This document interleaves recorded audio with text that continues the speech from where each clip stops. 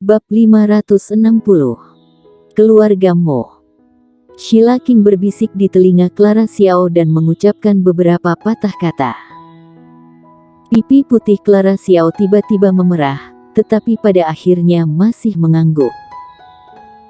Di luar pintu, warrior yang sangat cemas, dia dapat memperlakukan musuh dengan kasar dan berdarah, tetapi untuk orangnya sendiri, atau wanitanya sendiri, dia tidak bisa, dan dia masih menderita terlebih dahulu.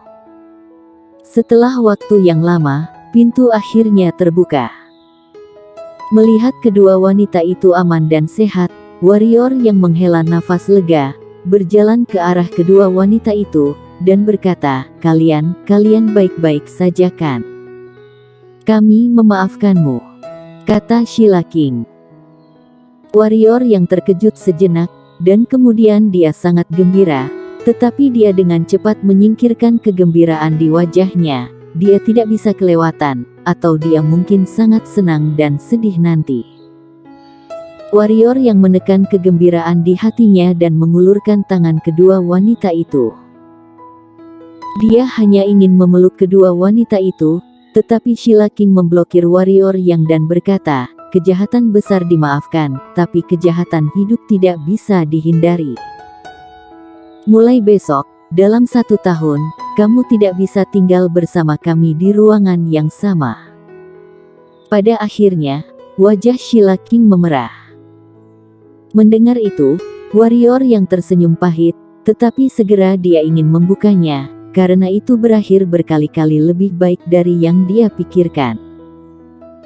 Setelah berpikir sejenak, warrior yang berkata, Sheila, Clara, aku akan membawa kalian ke suatu tempat. Dengan itu, warrior yang melambaikan tangan kanannya, dan mereka bertiga datang ke lantai pertama pagoda Hongmeng. Ini dia.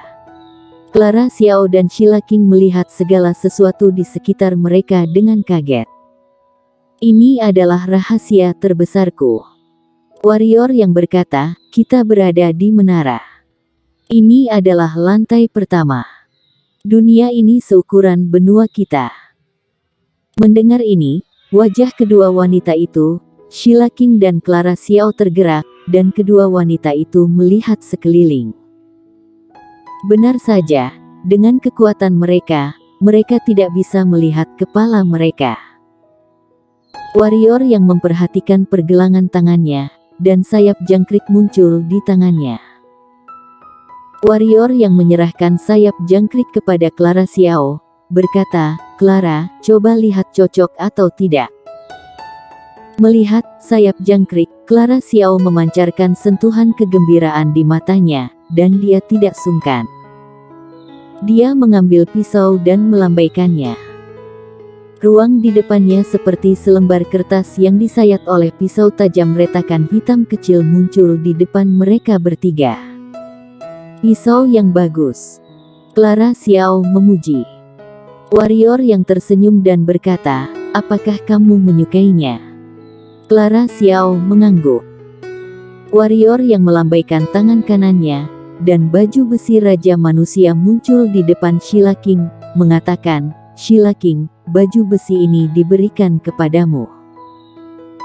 Di masa depan, bahkan jika penguasa alam kaisar menyerangmu, selama kamu mengaktifkan baju besi ini, ia akan mampu menahannya untuk sementara waktu. Raja Manusia. Suara Clara Xiao terkejut.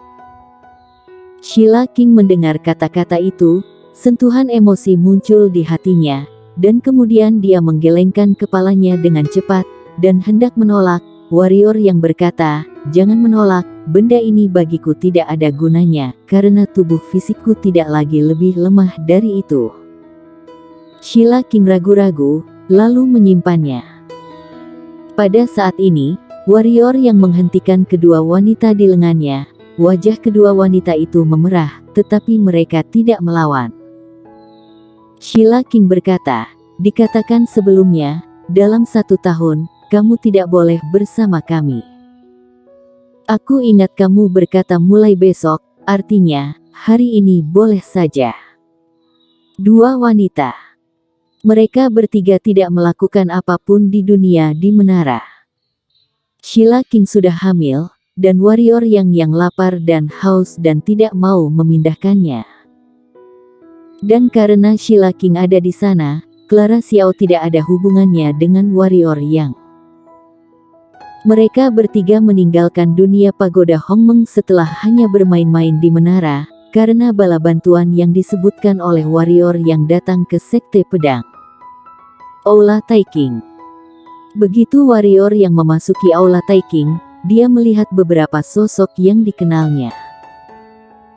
Orang-orang ini adalah Jenny Su dari suku manusia pohon, Jessie Lu yang kembali ke kota kuno sebelumnya, dan Vero yang telah mengalami beberapa hal yang tidak menyenangkan sebelumnya.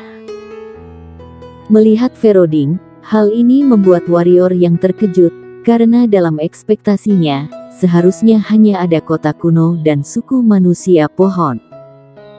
Tuan muda Yang, kita bertemu lagi. Vero Ding tersenyum kecil. Aku tidak menyangka Nona Ding akan datang juga. Warrior yang sedikit mengangguk dan tersenyum. Vero Ding berkata, aku bukan satu-satunya di sini kali ini. Aku mendengar bahwa Sekte Pedang sedang dalam masalah. Keluarga Ding aku dan Tuan Muda Yang semuanya adalah sekutu. Semua penguasa alam bangsawan dari keluarga Ding ada di sini. Total ada 107 master. Di antara mereka, ada 40 master di alam bangsawan level 5 ke atas. Aku berharap dapat membantu Tuan Muda. Wajah warrior yang tergerak.